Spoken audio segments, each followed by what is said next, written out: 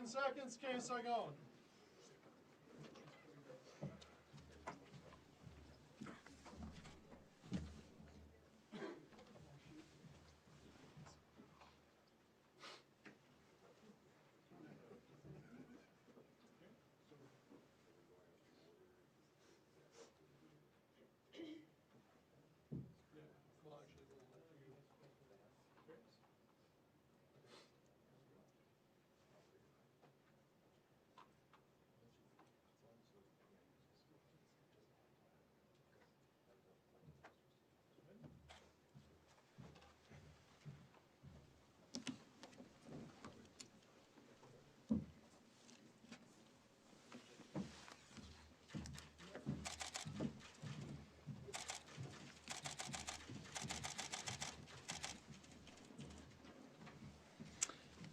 Hello, everyone. Thank you for being here on such short notice. This morning, Canadians across the country were shocked and saddened to learn that a fatal plane crash outside of Tehran had claimed 176 innocent lives. At least 63 Canadians were on board, and a total of 138 passengers on that flight were connecting to Canada. All people who won't be coming home to their parents, their friends, their colleagues, or their family. A newlywed couple, a family of 4, a mum and her 2 daughters, bright students and dedicated faculty members. All had so much potential, so much life ahead of them. On behalf of all Canadians, I want to express my deepest condolences to those who are mourning the loss of a loved one. Your loss is indescribable, and this is a heartbreaking tragedy. While no words will erase your pain, I want you to know that an entire country is with you. We share your grief. Dans les moments les plus tragiques, les Canadiens ont l'habitude In the most tragic of times, Canadians are used to being there for each other. For the communities who are mourning today the loss of a loved one, we will be there for you. In the coming days and weeks, our government will continue to work closely with its partners to ensure that this crash is thoroughly investigated. Canadians have questions, and they deserve answers. Minister Champagne will be speaking with the Iranian Foreign Minister and conveying the need for a thorough investigation into this fatal crash. Le ministre Champagne s'est entretenu avec le gouvernement de l'Ukraine. Mr. Champagne has consulted appropriate officials and authorities as well as our partners. De son côté, For his part, Minister Garneau is working closely with officials at Transport Canada and has communicated with his international counterparts. Today, I spoke with President Macron, Prime Minister Johnson, President Trump, and Australian Prime Minister Morrison to discuss the matter. They all expressed their deepest sympathies to the families and to all Canadians and offered their help and support.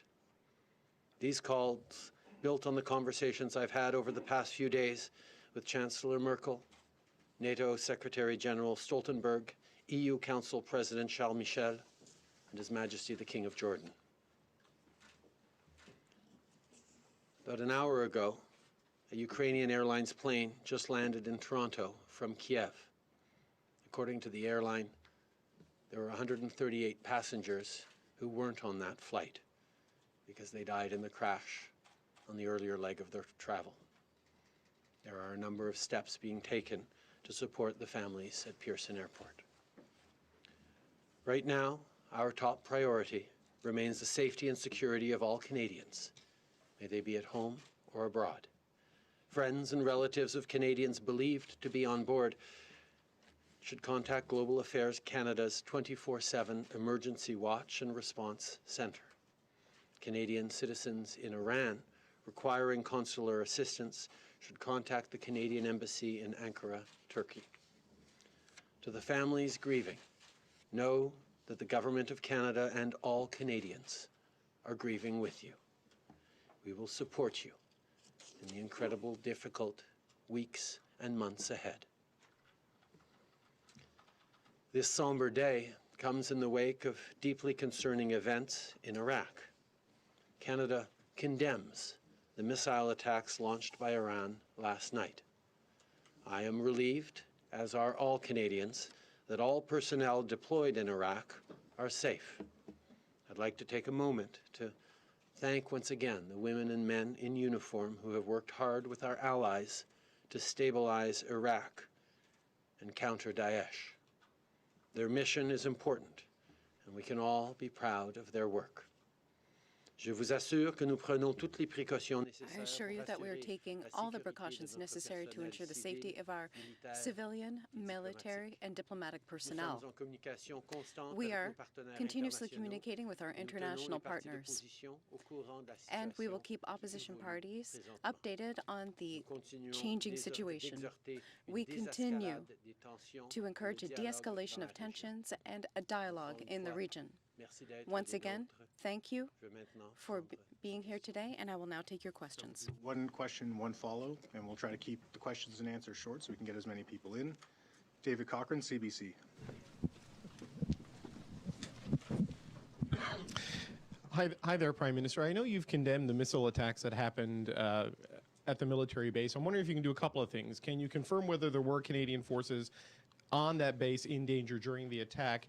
And second, it was a retaliation to the drone strike ordered by the U.S. president that he says was ordered to stop an imminent attack, an assertion for which he's offered no proof.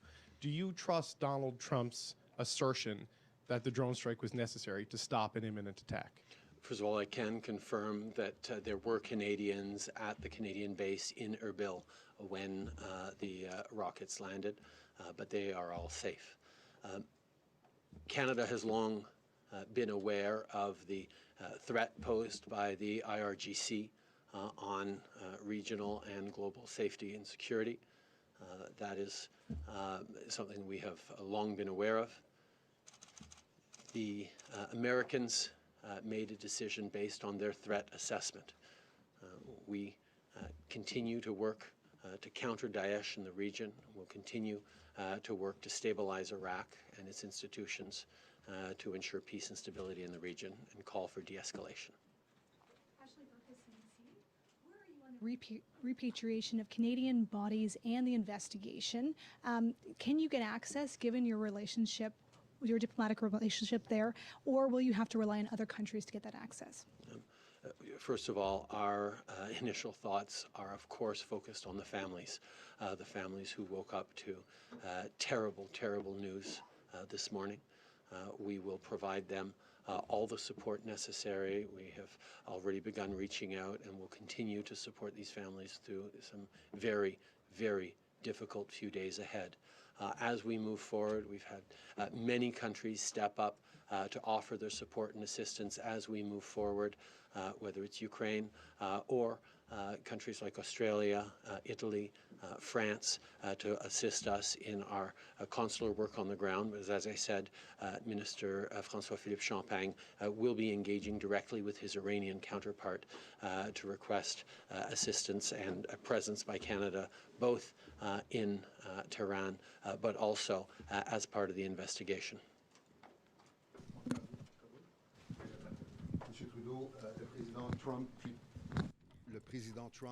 President Trump, earlier today, demanded that NATO be more committed to the process in the Middle East. Does this include Canada? What can Canada do more right now? In my conversation with the President, I highlighted how Canada is part of the NATO mission when it comes to training in Baghdad. We've been working on that mission, and we will continue to support international partners, including NATO, in this region. We need to stabilize Iraq. We need to counter Daesh. There's going to be discussions with partners in the region and NATO members to see what the next steps will be. Missions are being suspended in Iraq. Are Canadian troops all in Kuwait right now? In your opinion, do we have to quickly re-undertake our missions? We do have troops in Kuwait, but we also have troops in Iraq right now. Yes, we should continue our mission to fight against Daesh.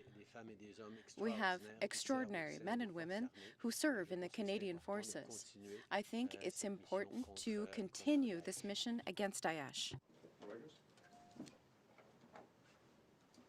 Steve Scheer from Reuters. Prime Minister, can you, we've heard from intelligence officials in 3 countries that the initial assessment was that there was a technical failure that brought down the plane and not an errant missile given the timing.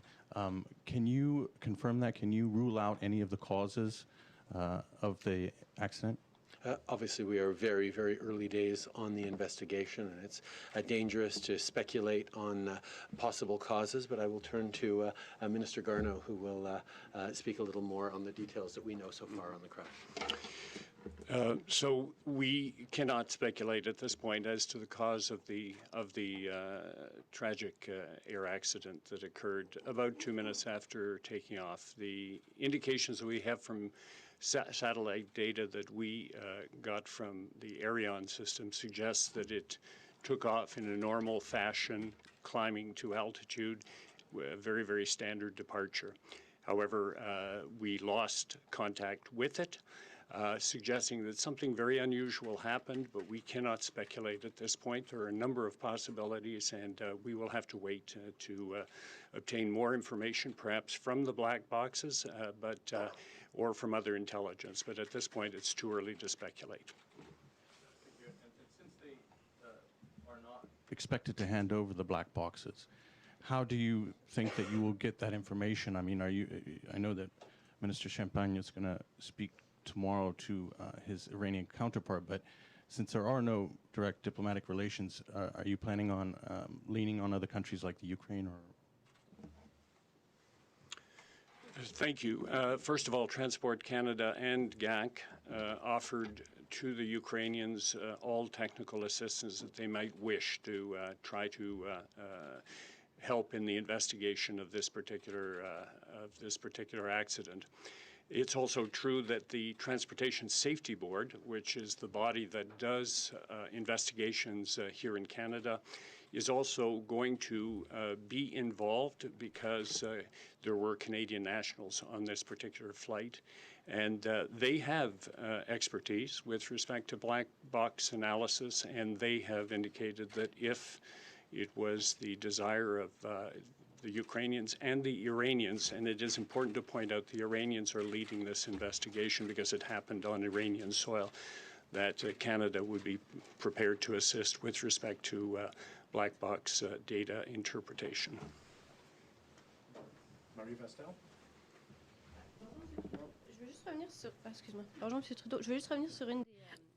I just want to come back to one of the answers you gave to one of my CBC colleagues. When you said, with this allegation that there was an imminent attack from Qasem Soleimani. Based on their threat assessment. Est-ce que vous partagez ce threat assessment? It was a threat assessment that the U.S. made. Est-ce que vous partagez? C'est ma question. It was a threat assessment that the U.S. Was tasked with making and made. Et sur l'OTAN, vous dites on va avoir ces conversations. You said you've had those conversations. Are you open to more Canadian participation in the Middle East, or do you consider that that participation is sufficient? Canada is one of the countries that's already doing the most when it comes to the coalition against Daesh, and as I said, that we have the responsibility of leadership of the NATO training mission. I think that in the weeks and months to come, there will be conversations about what will be the way to move forward, to continue to stabilize Iraq, to continue to fight against Daesh, and that will be a conversation with our partners in the region, but also with members of the coalition and NATO.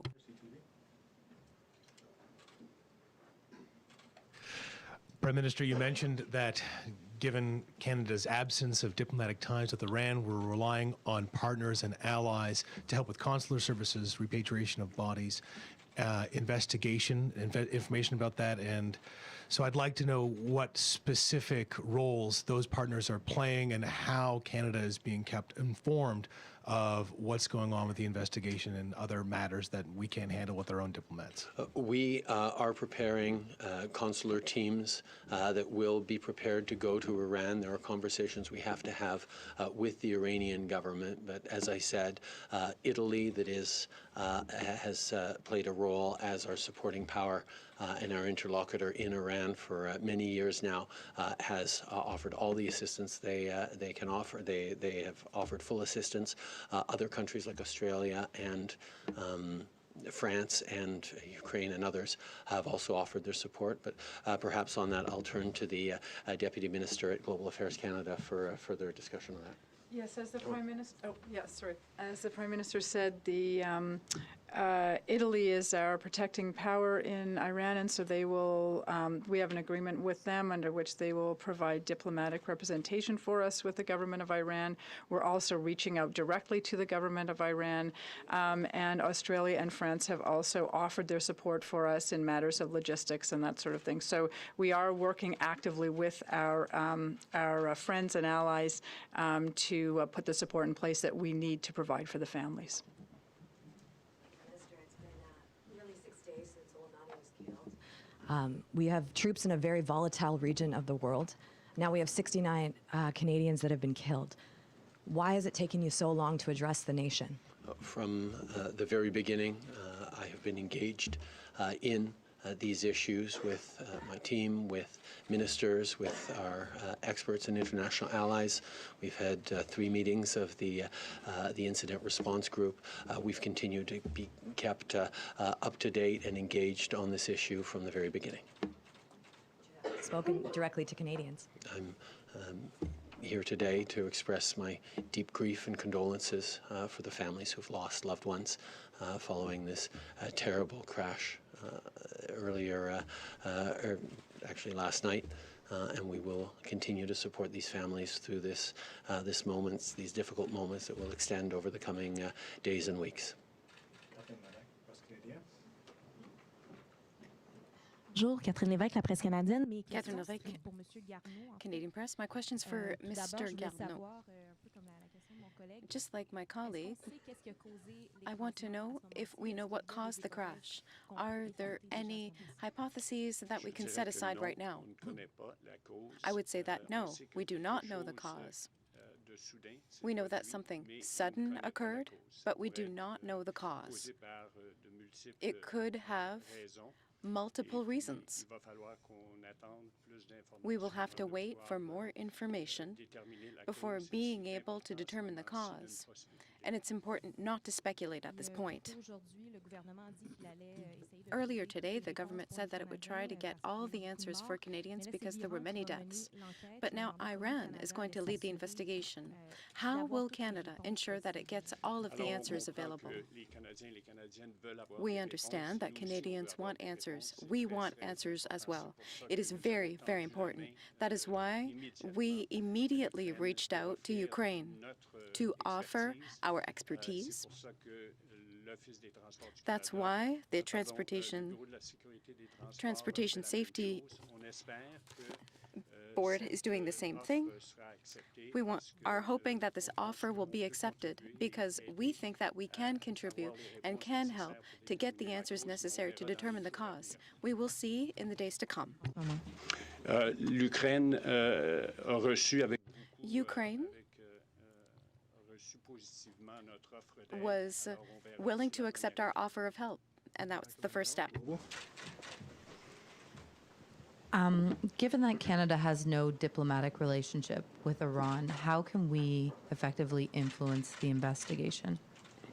I think, as Minister Garneau pointed out, there are multiple roles for different countries when there comes an accident like this. Canada will be part of that investigation, not only because we have the expertise, but because we have suffered such significant loss of lives for our citizens. But we are going to continue to engage, and the conversation that Minister Champagne will have with his Foreign Minister of Iran counterpart later today will go a long way towards clarifying that we expect to have a role in this investigation, that Canadians will be asking for answers, and we're there to support and find out the truth.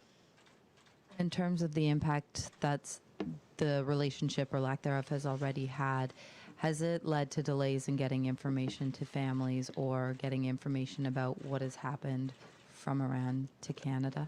So far, in terms of information to families, we've been able to pass along every bit of information that we've gotten. We are, of course, in very early moments on this investigation, but perhaps, Minister Garneau, you have more information on that? No, at this point, it's still too early. This happened really, we're talking about less than 24 hours ago, so we're scrambling to get as much information as we can, but it's going to take a little while to get some of those answers.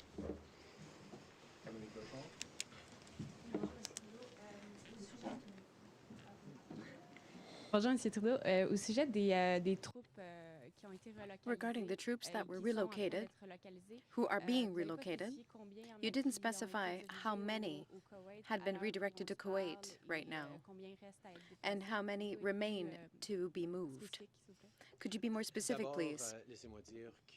First of all, let me say that when it comes to security, we certainly emphasize the security and safety of our troops and all Canadians. The men and women who serve in the Canadian Armed Forces are professionals. They have the ability to respond to all kinds of situations, and we have a great deal of trust in the work that they are doing. However, out of regard for their security, when it comes to their security, I would ask General Vance to take the floor. Thank you, Prime Minister. Yes, certainly. Our troops are in Kuwait and Iraq. They are ready to continue the mission if the conditions permit. The situation regarding missiles, or rather rockets, is a dangerous one. They take cover. They're taking security measures, and they are ready to continue. Is that the right answer? It's not quite the answer to my question, but thank you for the effort. I would like to know that you said everything would be done to shed light on the plane crash. There will be an investigation. What's actually happening right now? What is the situation? In order to determine the cause, we need information. That's what's missing. One of the sources of information is, of course, the black boxes. That could give us information on what was happening on the plane, both boxes.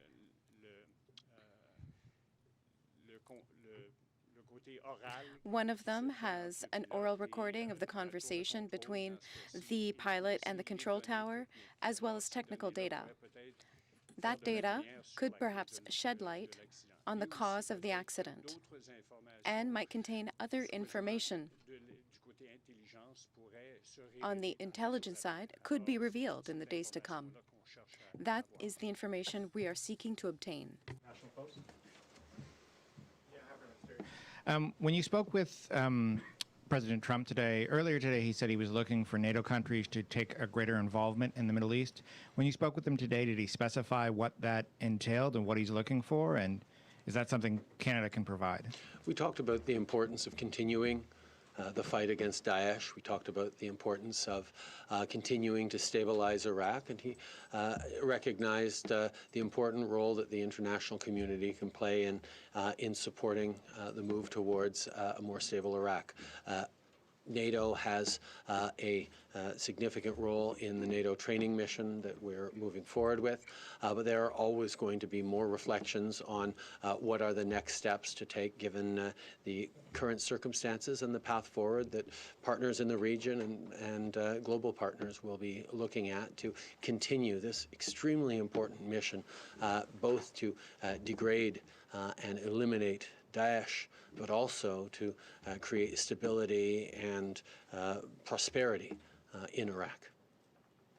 Any specific requests, though, of Canada? Is he looking for additional troops or supports? No, he did not. Mike Blanchfield.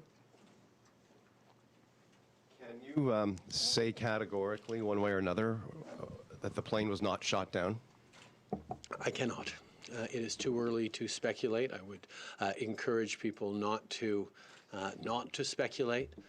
We are certainly aware that this is a terrible, terrible tragedy. Our focus today is on the many, many families who are grieving, and our focus in the days and weeks to come will be on answering the questions that they have and that indeed we all have as to how this happened. How concerned are you that the fact that we don't have diplomatic relations, that Canada has been critical of Iran in the past, how big an obstacle is that to getting an investigator into Iran as part to get direct knowledge of this and not have to rely secondhand information from allies? I am confident that we are going to be able to be part of the investigation. That is certainly something that we take very seriously, and it is something in which Canada is one of a handful of countries with a high degree of expertise when it comes to these sorts of accidents, and therefore we have much to contribute, and I'm confident that in our engagement, both through our allies and directly, we are going to make sure that we are a substantive contributor to this investigation. Bruce Campion-Smith. Prime Minister, good afternoon. Just wondering, given the current the heightened tensions, political and military tensions, could it be that we never get answers about the plane crash? Is that a concern of yours right now? No, I believe that there is a clear need for answers. Obviously, Ukraine has a need and a right to ask for answers. Canada is very concerned on this, but many of the citizens on that airplane were Iranian citizens as well. And there is a desire by everyone to see what actually happened, and we're going to work very hard to establish the facts of what happened. Just back to the broader security situation there and the request or the suggestion from the President to have NATO do a greater role. Given the current climate, we saw the Iraqi Parliament pass a motion about U.S. and foreign troops. Are you convinced that we're welcome there, in terms of our troops being there? And do you have a sense of when the training, when the training missions may resume? People in Iraq, including at the political level, recognize how important it is to maintain a strong presence in the fight against Daesh, that it is something that requires international support to do. There are obviously questions that are being asked and about what that will look like into the future, but there is a recognition that there is a need to ensure stability and countering Daesh in Iraq, and we will continue to focus on that. As for when the NATO mission might pick up again, Harj?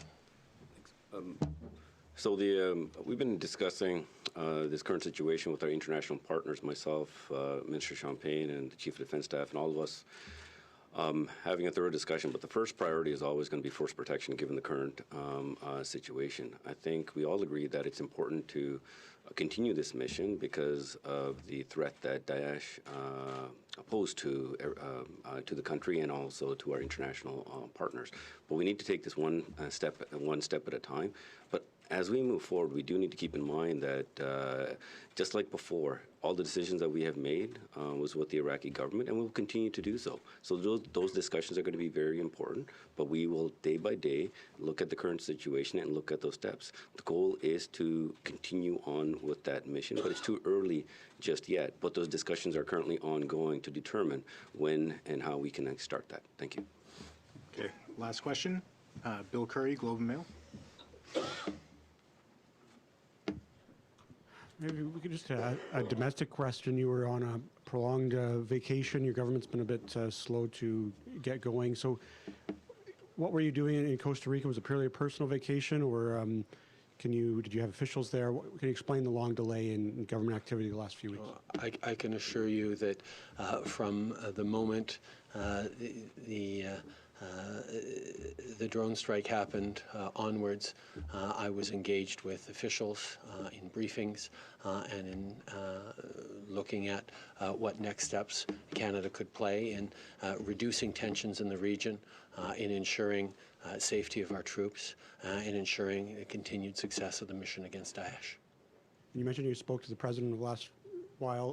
Did you express any concern about his approach to this whole issue over the last few days?